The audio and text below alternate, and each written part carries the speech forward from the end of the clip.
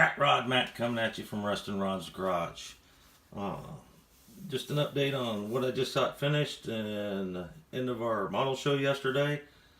We had a great turnout, 480 some cars there, 105 contestants entered. Excuse me. Uh, Turned out to be a great day.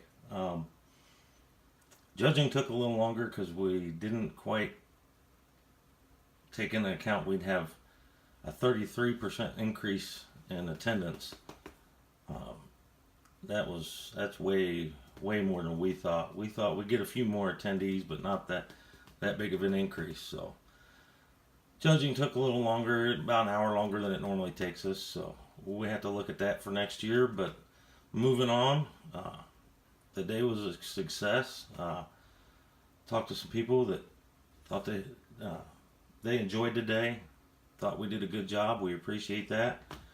That's what we try to do. We try and make it fun for everybody, and it's a little work for us, but as long as everybody enjoys the day, we just have a good time. So moving on, this is my current project I just finished. It's the 1934 Model A that's no longer available. Actually, this thing popped into my head. I forgot I ordered these dually wheels from Scenes Unlimited. It was a whole kit, and I just ended up using the rear ones. These things are really nice. If you can get a hold of these Scenes Unlimited stuff, this is some really nice detailed resin.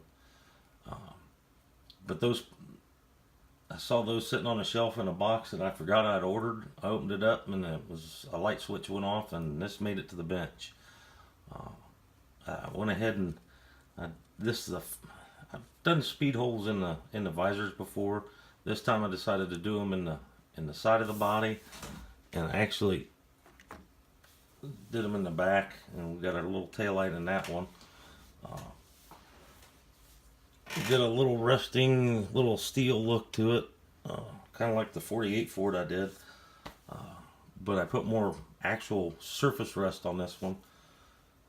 Didn't want to use the top, so me and one of the club guys were talking in a meeting one night and thought spider webs would be a pretty cool idea.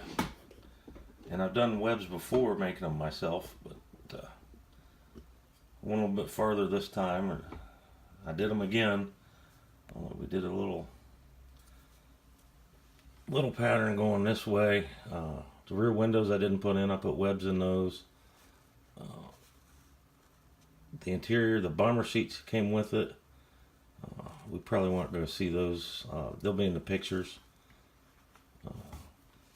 This kit really lends itself because the interior panels are cut out on this. There's no panels. You have the option of doing this.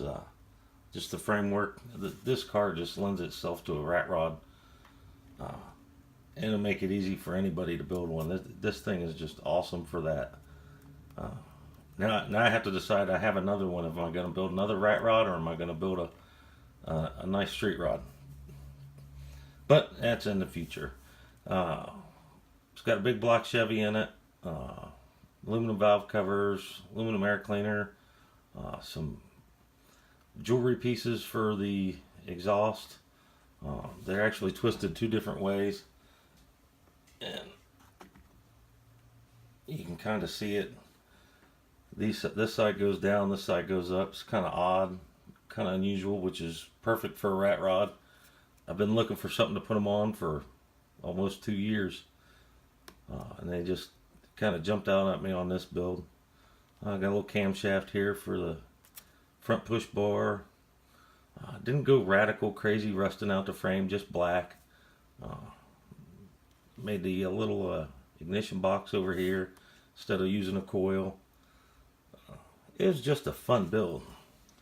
And of course, I knocked it out in a little more than a week. But like this is the AK True Metals. That stuff, there's so many different ways to use that. And then of course I've got a light rust and a dark rust wash over top after sponging on my surface rust. Doesn't have a name. it's just cool. And I wanted to do. I saw a rat rod uh, year and a half, 2 years ago with Good Guys. It was all black and rusty, but it had this color. This is a turquoise blue, but it had like a light blue wheels and little light blue detail parts on it here and there. And I liked the way that looked on that black, and it turned out okay on this metal finish too. So, but that's it. It's all done. It's ready to go in the box. Go to the next show. I will be at the Whitewater Classic. I think there's a few of us going down. Tubers that were there before. Looking forward to that. Saw Chip this weekend and Man Cave Models. Shane, he was up. We had a good time. It was just fun.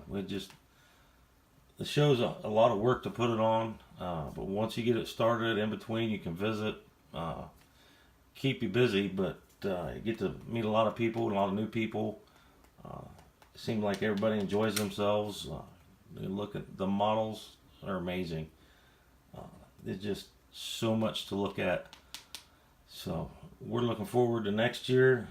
Next meeting is next month, and we'll start those plans.